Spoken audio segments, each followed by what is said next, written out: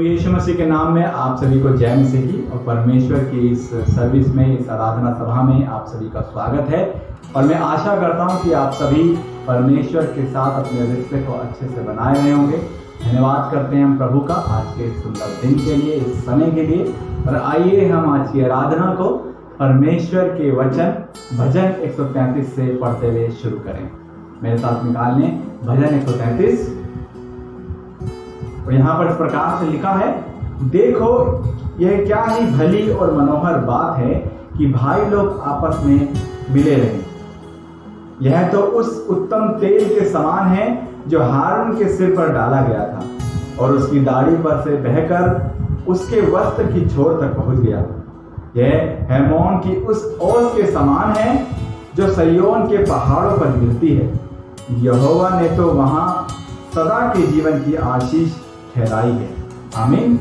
आइए हम प्रार्थना करें। सर्वशक्तिमान दयालु प्रभु यीशु, हम आपका धन्यवाद करते हैं आज के सुंदर समय के लिए, आज की आराधना की सभा के लिए। प्रभु हम धन्यवादी हैं और हम धन्यवादी हैं हम तमाम भाई बहनों के लिए पिता परमेश्वर, जो अपने आप को प्रभु आपके वचन में बनाए हुए हैं। इसके लिए हम आपका धन्यवाद करते हैं। प्रभु हम आपसे प्रार्थना करते हैं कि जब हम आज की आराधना को प्रभु आपके वचन से शुरू करते हैं, आपके वचन को पढ़कर प्रभु शुरू करते हैं, हम आपके गीतों को गाकर प्रभु शुरू करते हैं, तो हम आपसे विनती करते हैं प्रभु कि हम सभी पर आप दया करें। हम सुनने वालों पर प्रभु आप दया करें, हम इस वीडियो को देखने वाले पर प्रभु आप दया करें, अपना अनुग्रह करें, ताकि प्रभु जी हम आपके सम्मुख आपके वचन में मजबूती से प्रभु आगे बढ़ सकें। मैं विनती करता हूँ प्रभु आप दया करें, अनुग्रह करें पिता परमेश्वर। हम प्रार्थना करते हैं कि आज की जो गीत प्रभु हम आपके सम्मुख गाते हैं, कौन दे प्रभु यीशु की वो आपका प्रभु जी आपकी स्तुति के ग्रहण योग्य होने वाली हो सके। हम विनती करते हैं प्रभु कि आप हमें अपनी सहायता को प्रदान करें प्रभु, ताकि हम आपको संपूर्ण हृदय और सच्चाई के साथ महिमा देने वाले बन सके। मैं विनती करता प्रभु कि अपने वचन से हमसे बातचीत करें। कौन पिता परमेश्वर आप हमारी सहायता करें कि हम आपके वचन से प्रभु जी सीख सकें और अपने जीवन में पिता परमेश्वर आपके प्रति, आपकी सेवा में, आपकी विश्वास योग्यता में और आपकी आत्मा में प्रभु हम आगे बढ़ सकें। मैं विनती करता प्रभु हम सभी के आप साथ हों, हम सभी के परिवारों के आप साथ हों, और इस दौरान प्रभु इस संसार में प्रभु हम सभी के साथ आप सदैव प्रभु जी अपने आशीष को, अपनी महिमा को और अपने साथ को प्रभु जी आप बनाए रखें। धन्यवादी हैं आज की सभा के लिए। इसको हम शुरू आपके नाम से करते हैं प्रभु, आप हमारे साथ और हम पर दया करें। प्रभु यीशु मसीह के नाम से इस प्रार्थना को मांगते हैं, आमीन।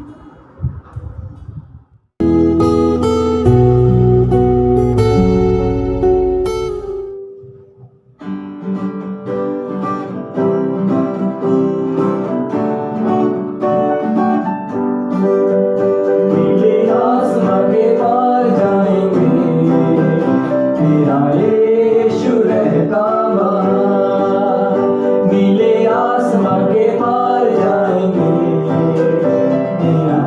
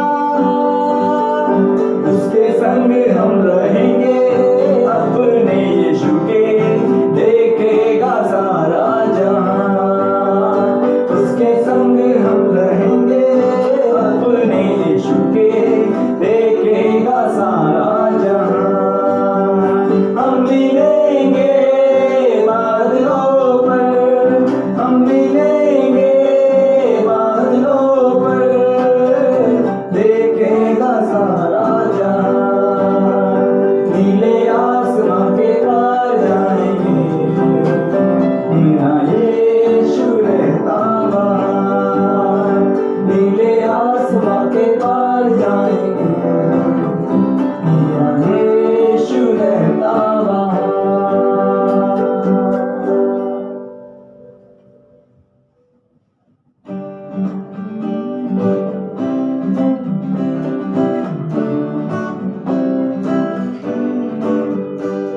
लहू लहू यीशु का लहू, नाहों से हमको धोता है, लहू लहू यीशु का लहू, गुनाहों से हमको धोता है।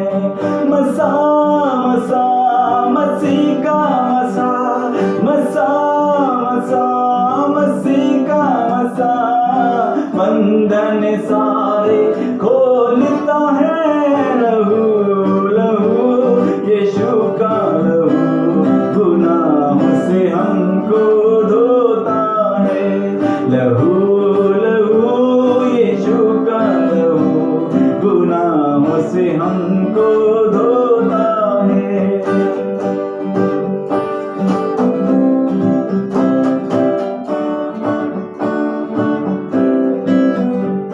बढ़े बढ़े न पीछे हटे, खुदावन का रूप रिमाता है, बढ़े बढ़े न पीछे हटे, खुदावन का रूप रिमाता है। शिफा शिफा मुकम्मल शिफा, शिफा शिफा मुकम्मल शिफा, पाक लहू दिलाता है, बड़े बड़े न पीछे हटे, खुदावन का रूप रिमाता है, लहू लहू यीशु का लहू, गुनाहों से हमको धोता है। मसा मसा मसीह का मसा, मसा मसा मसीह का मसा, बंधन सारे खोलता है, लहू लहू यीशु का लहू, गुनाहों से हमको धोता है, लहू लहू यीशु का लहू, नाहों से हमको धोता है।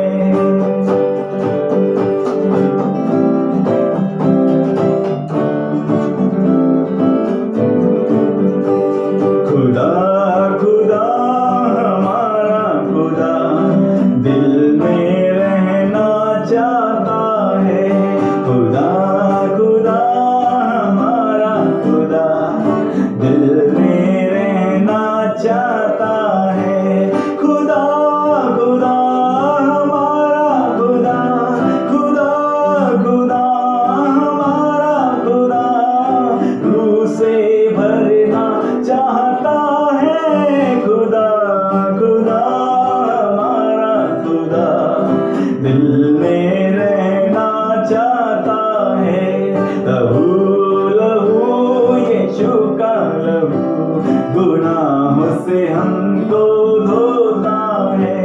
मसा मसा मसीह का मसा, मसा मसा मसीह का मसा, बंधन सारे खोलता है, मसा मसा मसीह का मसा, बंधन सारे खोलता है, लहू लहू यीशु का लहू, गुनाहों से हमको धोता है।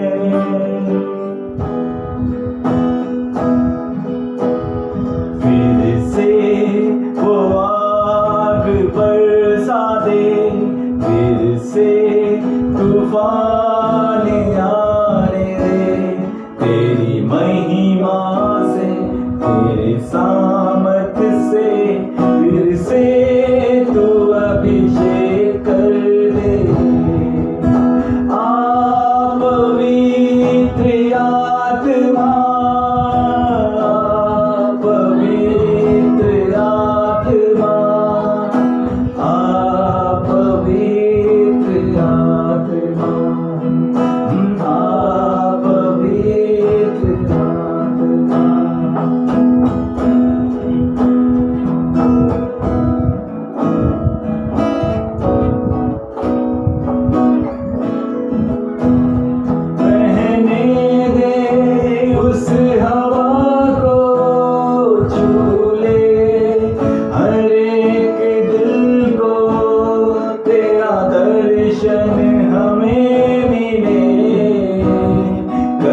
करते हैं प्रार्थना तुझसे, बहने दे उस हवा को छू ले, हर एक दिल को तेरा दर्शन हमें मिले। करते हैं प्रार्थना तुझसे, तेरी महिमा से, तेरे सामत से, फिर से तू अभिषेक कर दे। तेरी महिमा से, तेरे सामत से, फिर से तू अभिषेक कर दे। पवित्र आत्मा, पवित्र आत्मा, पवित्र आत्मा, पवित्र आत्मा।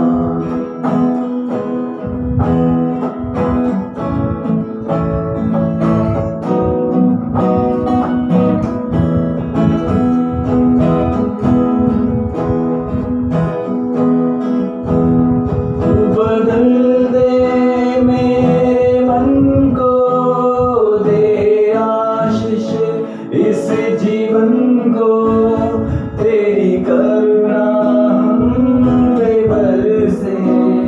हमने मार्ग पे चला हमको, तू बदल दे मेरे मन को, दे आशीष इस जीवन को, तेरी करुणा हम पे बरसे। अपने मार्ग पे चला हमको, तेरी महिमा से, तेरे सामत से, फिर से तू अभिषेक कर दे। तेरी महिमा से, तेरे सामत से, फिर से तू अभिषेक कर दे। पवित्र आत्मा, पवित्र आत्मा, पवित्र आत्मा, ओ पवित्र आत्मा, पवित्र आत्मा।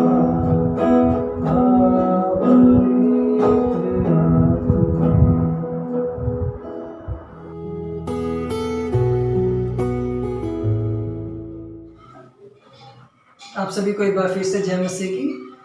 मैं आप सभी को कुछ सूचनाएं देना चाहता हूं कलीसिया की ओर से। जो पहली सूचना है वो इस प्रकार से है कि हम सब मत्ती से प्रेरितों के काम तक पढ़ रहे हैं, और मुझे आशा है कि आप अपने घरों में परमेश्वर के वचन को निरंतर रूप से पढ़ रहे होंगे। और दूसरी सूचना इस प्रकार से है कि हम निरंतर अपनी भेंटों को परमेश्वर के लिए इकट्ठी करते हैं, ताकि जब हम मिलते हैं लॉकडाउन खुलने के बाद, अपनी भेंटों को परमेश्वर को अर्पित कर सके। तीसरी सूचना इस प्रकार से है कि हम निरंतर प्रार्थना करना ना छोड़ें। हमें एक दूसरे के लिए प्रार्थना करते रहे, अपने देश के लिए प्रार्थना करें और एक दूसरे के लिए प्रार्थना करें और परमेश्वर में बने रहें। परमेश्वर आप सभी को आशीष दे।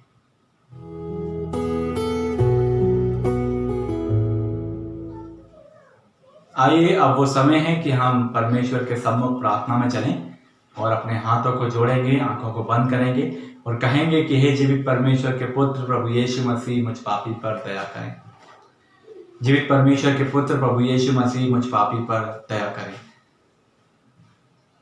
सर्वशक्तिमान परमेश्वर, हम आपके सम्मुख आते हैं प्रभु, और जैसा जरूरी भी है प्रभु कि हम अपने समय को प्रभु आपके हाथों में समर्पित करें। अपने इन दिनों को प्रभु जी हम आपके हाथों में समर्पित करें, ताकि आप हमें सही राह पर चला सकें। मैं धन्यवादी हूँ पिता परमेश्वर, आपके प्रेम के लिए, आपके उपकारों के लिए प्रभु, आपकी सहायता के लिए, जो हर एक विश्वासी के साथ सदैव पिता परमेश्वर बनी रहती है। प्रभु यीशु, उसके लिए मैं आपका हृदय से धन्यवाद करता हूँ। इस समय प्रभु जी हम प्रार्थना करते हैं हमारे कलीसिया के लिए प्रभु जी, उनके लोगों के लिए प्रभु जी। हम धन्यवादी हैं कि आप हम सभी को अभी तक आपने सुरक्षित रखा है, इसके लिए हम आपका हृदय से धन्यवाद करते हैं। और हम प्रार्थना करते हैं प्रभु कि होने दे कि अगर कोई बीमार है प्रभु, जो स्वस्थ नहीं है पिता परमेश्वर, हम उनके लिए प्रार्थना करते हैं प्रभु कि आप उन्हें छुएं और पूर्ण रूप चंगाई दें पिता परमेश्वर। हम प्रार्थना करते हैं कि आप उन्हें स्वस्थ करें, ताकि हम स्वस्थ शरीर के साथ, स्वस्थ हृदय के साथ प्रभु हम आपको महिमा देने वाले बने। हम विनती करते हैं प्रभु, हम चाहते हैं कि हम आपके नज़दीक आएँ, आपके वचन के नज़दीक आएँ, ताकि प्रभु जी हम आपकी महिमा अपने हृदय के साथ कर सकें। मैं विनती करता हूँ प्रभु, आप दया करें और होने दे पिता परमेश्वर कि हम आपसे प्रार्थना करते हैं कि हम जल्द से जल्द पिता परमेश्वर इस लॉकडाउन के बाद प्रभु हम एक साथ मिलकर आपकी आराधना करने वाले बन सके। हम आपसे विनती करते हैं प्रभु जी, आप दया करें पिता परमेश्वर। हमारे तमाम भाई बहनों को जो प्रभु आपकी सेवा में जगह जगह पिता परमेश्वर कार्य कर रहे हैं, पिता परमेश्वर लोगों की ज़रूरतों को पूरा कर रहे हैं, हम उनके लिए धन्यवादी हैं प्रभु। और सर्वप्रथम धन्यवादी हैं आपकी सहायता के लिए जो उनके साथ हैं, इसके लिए हम आपका धन्यवाद करते हैं। हम धन्यवादी हैं कि हम जहाँ कहीं भी जाते हैं प्रभु आप हमारे साथ होते हैं।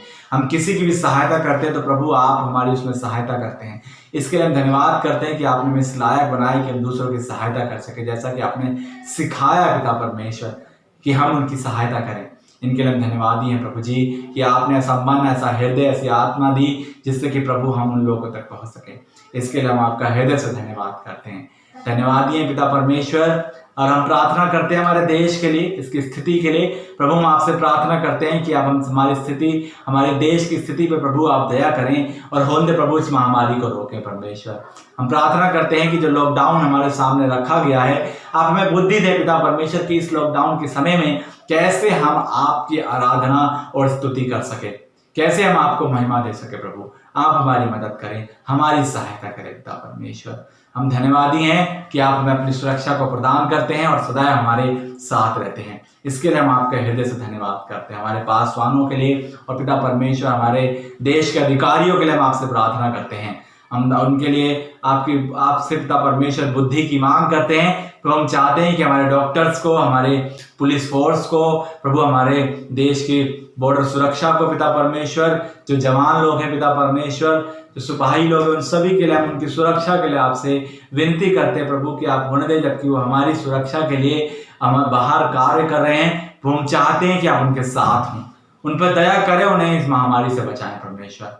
मैं विनती करता हूँ अपनी सुरक्षा आप उन्हें प्रदान करें। प्रार्थना करते हैं प्रभु आप इस संसार को, प्रभु जी आप इस हमारे भारत देश को प्रभु आप सुरक्षित करें, अपनी दया करें, अपना अनुग्रह करें। विनती करते हैं प्रभु आप दया करें और हमारी सबकी सहायता करें। सारा आदर, सारी महिमा हम आपको देते हैं प्रभु जी। और विनती प्रार्थना हमारे उद्धारकर्ता मुक्तिदाता प्रभु यीशु मसीह के नाम से मांगते हैं, आमीन।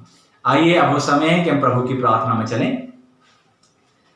हे हमारे पिता, तू जो स्वर्ग में है, तेरा नाम सदा पवित्र माना जाए, तेरा राज्य आए, तेरी इच्छा जैसे स्वर्ग में पूरी होती है वैसे पृथ्वी पर भी हो। हमारे दिन भर की रोटी आज हमें दें, और जिस प्रकार हमने अपने अपराधियों को क्षमा किया है वैसे ही आप भी हमारे अपराधों को क्षमा करें, और हमें परीक्षा में न लाएं परंतु बुराई से बचाएं, क्योंकि राज्य, पराक्रम और महिमा सदा आपके ही हैं, आमीन। परमेश्वर आप सभी को आशीष से।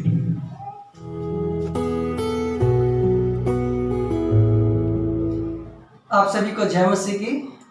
आइए हम परमेश्वर के वचन में चलें। दूसरा तीमुथियुस उसका 4 अध्याय पद 6 से पद 8। दूसरा तीमुथियुस 4 अध्याय पद 6 से पद 8। क्योंकि अब मैं अर्घ के समान उंडेला जाता हूँ और मेरे कूच का समय आ पहुँचा है। मैं अच्छी कुश्ती लड़ चुका हूँ, मैंने अपनी दौड़ पूरी कर ली है, मैंने विश्वास की रखवाली की है। भविष्य में मेरे लिए धर्म का वह मुकुट रखा हुआ है जिसे प्रभु जो धर्मी और न्यायी है मुझे उस दिन देगा, और मुझे ही नहीं वरन उन सब को भी जो उसके प्रकट होने को प्रिय जानते हैं। परमेश्वर के वचन के पढ़े और सुने जाने पे हम सबको आशीष मिले। आइए हम अपने स्वर को झुकाएं और प्रार्थना करें। हे जीवित महान पिता परमेश्वर, हम आपके सम्मुख आते हैं प्रभु और प्रार्थना करते हैं प्रभु इस वचन के लिए जो प्रभु हम सीखते हैं। परमेश्वर होने दे प्रभु, आप हमारे संग साथ हों प्रभु। आपके वचन को सीखने में, उसे समझने में आप हमारी मदद करें, हमारी सहायता करें प्रभु। और होने दे प्रभु इस वचन को हम अपने जीवन में लागू कर सकें प्रभु, ताकि हम अपने जीवन के द्वारा से आपके जीवित और पवित्र नाम को महिमा दे सके। है खुदावन, इस प्रार्थना विनती को अपने उद्धारकर्ता मुक्तिदाता प्रभु यीशु मसीह के नाम से मांगते हैं, आमीन। पिछले 2 बार से हमने सीखा कि हमें हर एक परिस्थिति में अपने भरोसे को परमेश्वर पर बनाए रखना है। क्यों? क्योंकि परमेश्वर हमारा रखवाला है, हमारी सहायता उसी की ओर से आती है और परमेश्वर अपने लोगों की सुरक्षा के प्रति हमेशा तैयार रहता है, वो जागरूक रहता है। परंतु आज हम जिस विषय पर बात करेंगे वो है मसीह में अंत तक बने रहना।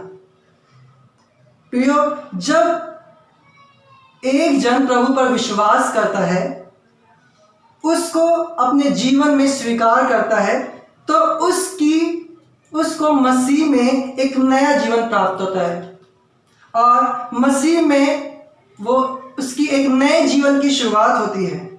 वह मसीह में एक नई सृष्टि बन जाता है, जैसा 2 कुरिन्थियों 5:17 में लिखा है। इसलिए यदि कोई मसीह में है तो वह नई सृष्टि है, पुरानी बातें बीत गई, देखो सब नई हो गई है।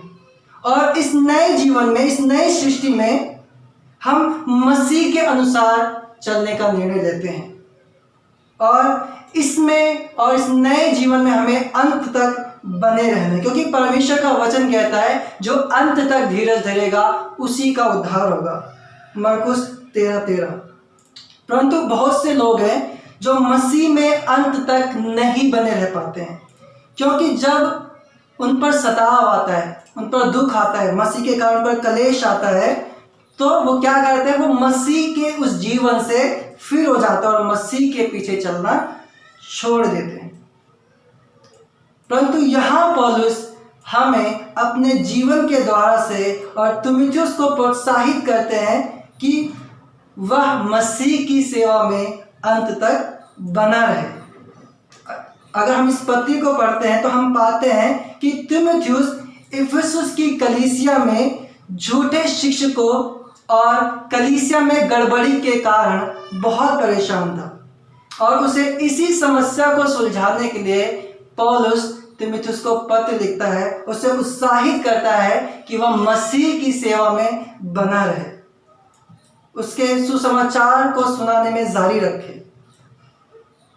प्रियो, आज जो हमारे सामने परिस्थिति है वह तीमुथियुस की परिस्थिति से भिन्न है, लेकिन यह वचन हमारे लिए उसी प्रकार से उतना ही उपयोगी है जितना वह तीमुथियुस के लिए था।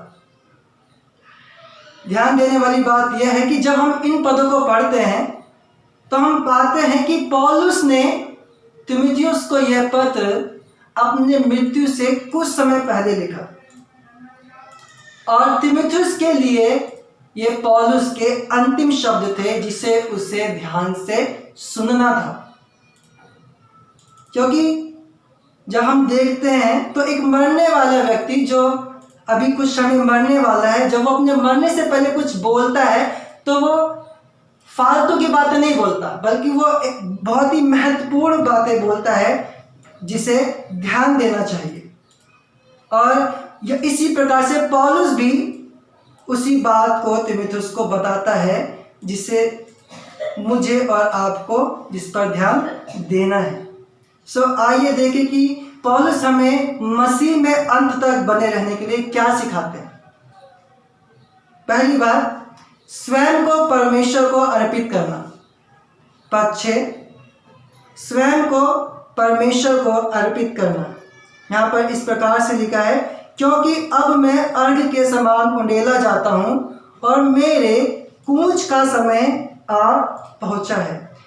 यह हम देखते हैं कि पौलुस अपने जीवन को अर्घ के समान उंडेले जाने के रूप में देखता है, जो पुराने नियम में एक बलिदान था जिसे परमेश्वर की वेदी पर अर्पित किया जाता है।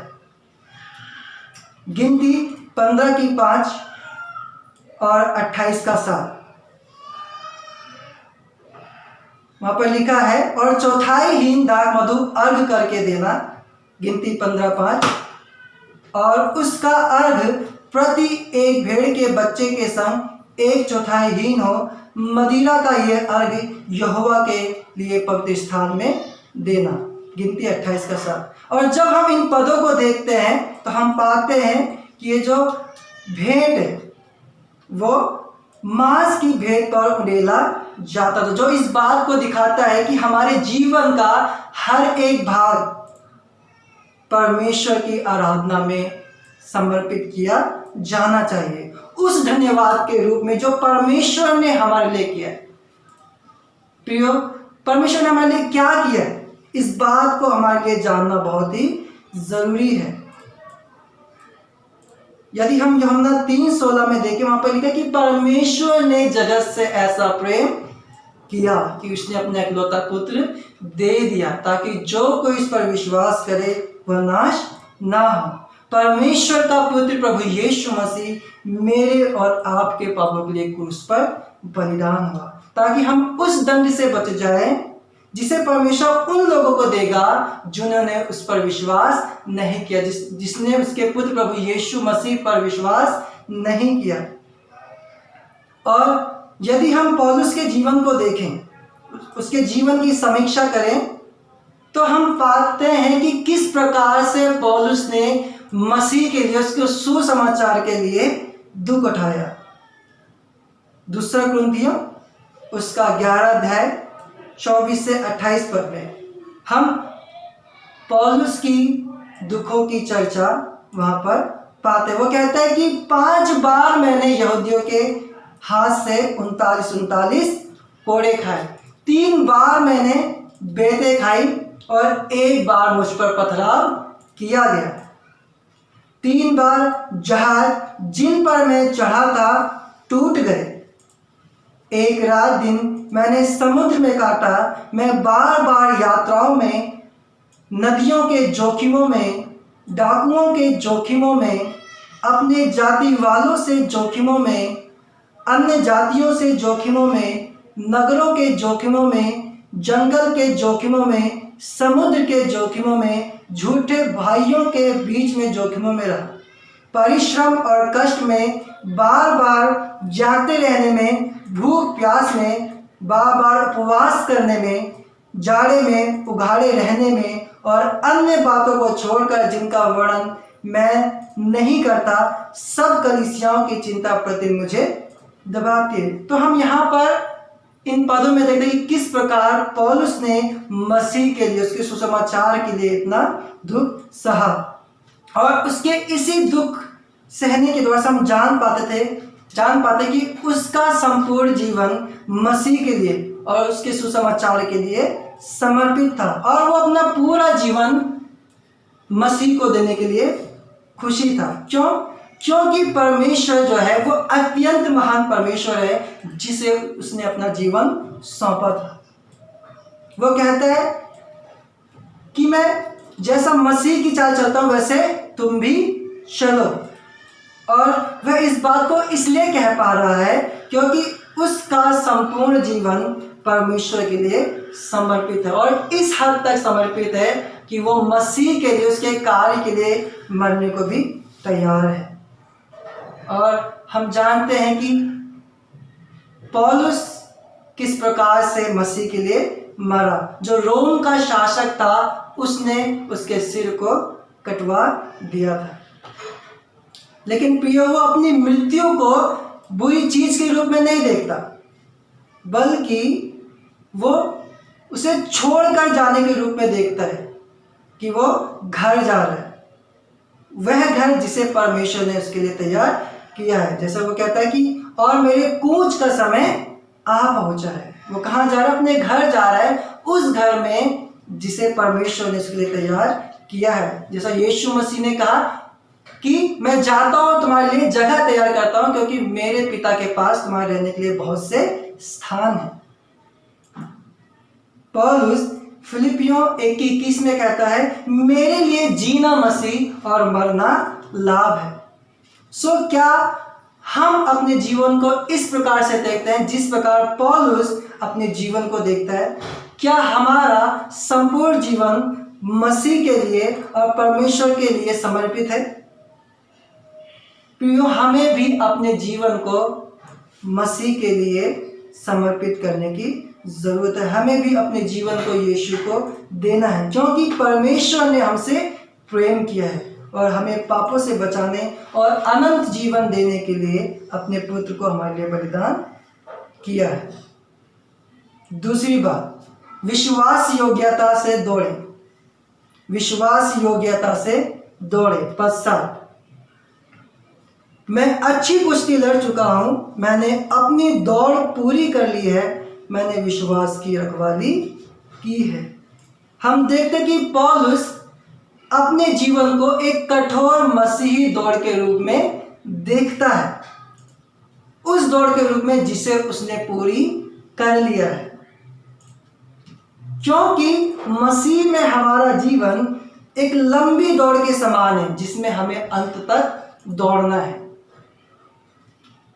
ये एक मैराथन रेस के समान है और हम जानते हैं कि जो मैराथन की रेस होती है वो कोई छोटी मोटी दौड़ नहीं होती, बल्कि एक बहुत बड़ी दौड़ होती है जिसमें हमें लंबे समय तक दौड़ना पड़ता है।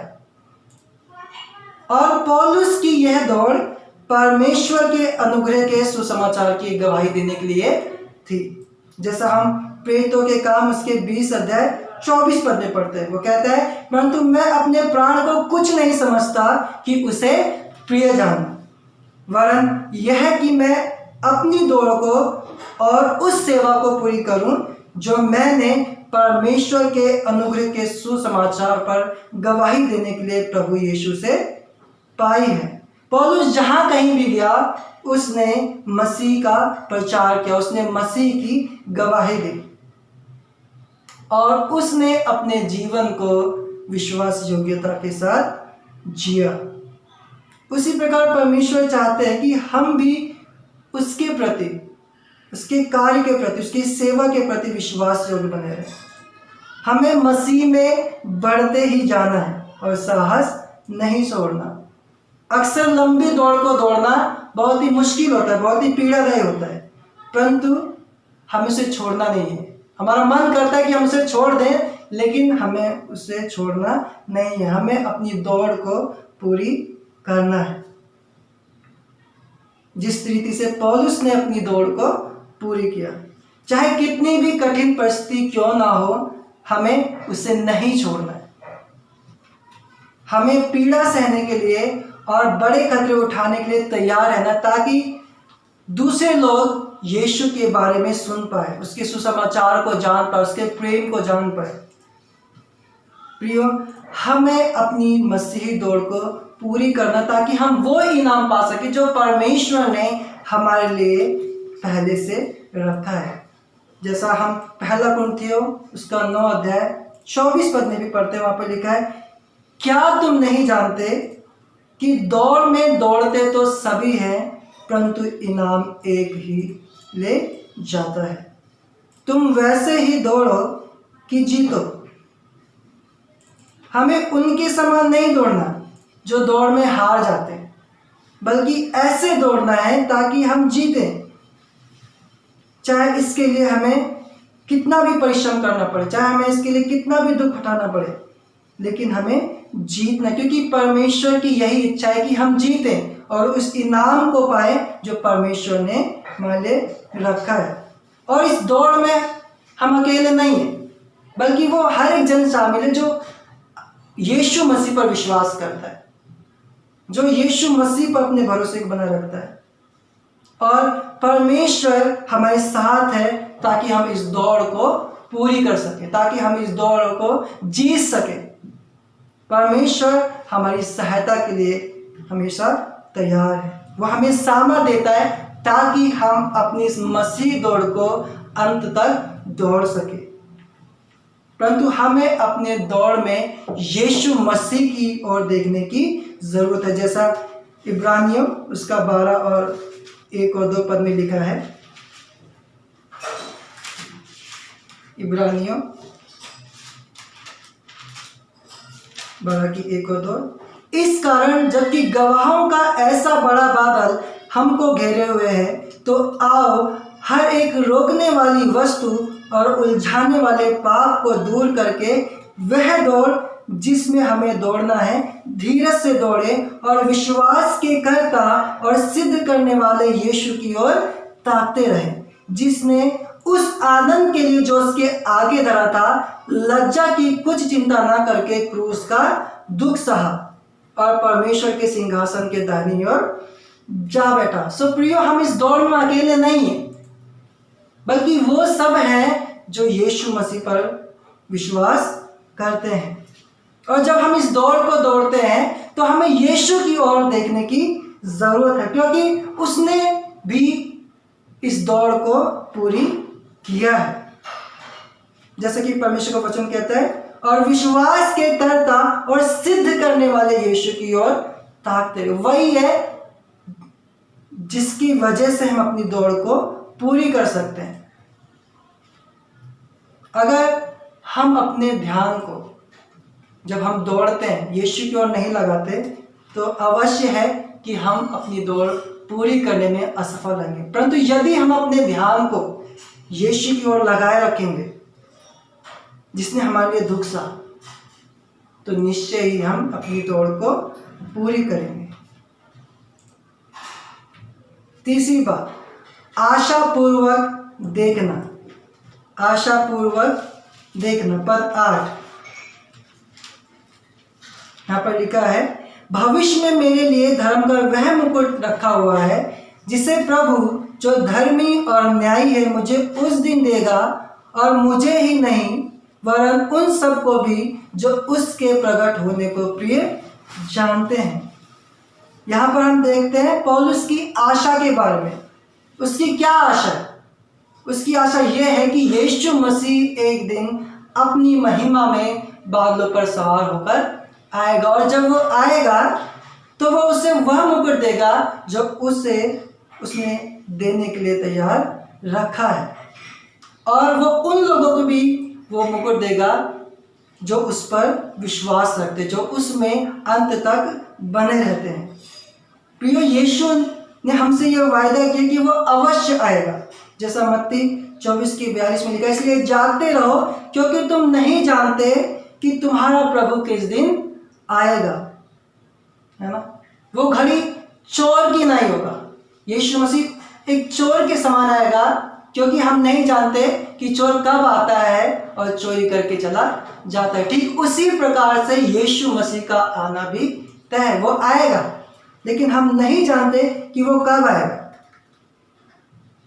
चाहे वो अभी आ जाए, चाहे वो कल आए या परसों आए या 10 दिन बाद आए या 1 साल बाद आए, लेकिन वो अवश्य आएगा, क्योंकि उसका आना तय है।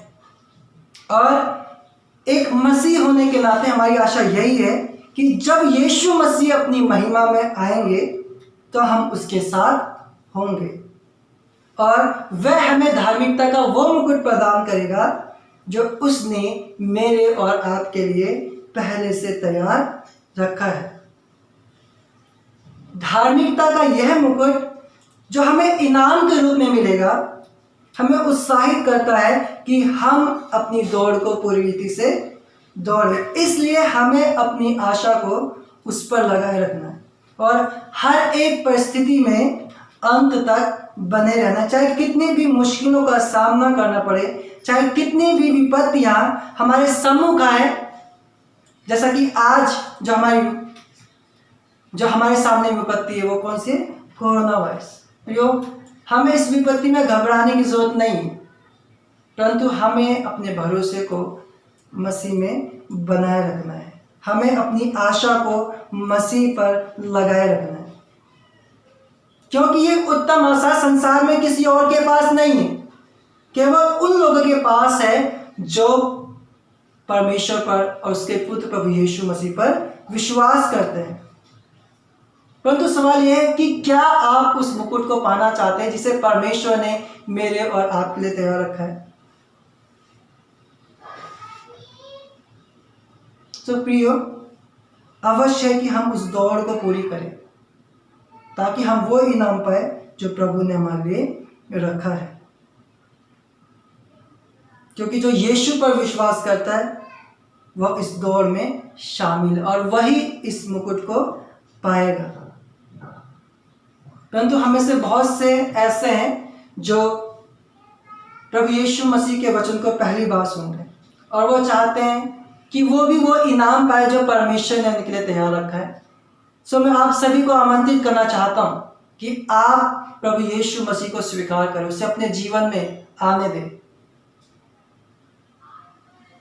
ताकि आप भी उस आशा के भागी हो सके जो एक मसीहों की आशा है कि यीशु मसीह आएंगे और हम उसके साथ होंगे और वो हमें धार्मिकता का वह मुकुट देगा जो उसने हमारे लिए रखा है। प्रभु आप सबको आशीष दे। आइए हम प्रार्थना करें।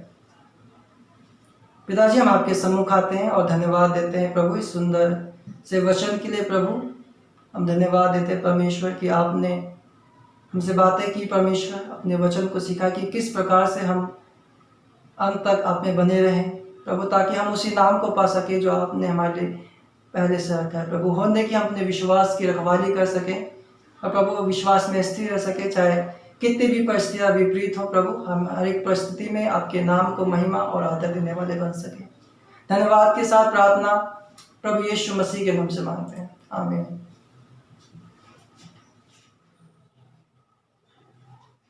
आइए हम आशीष वचन की ओर चलें।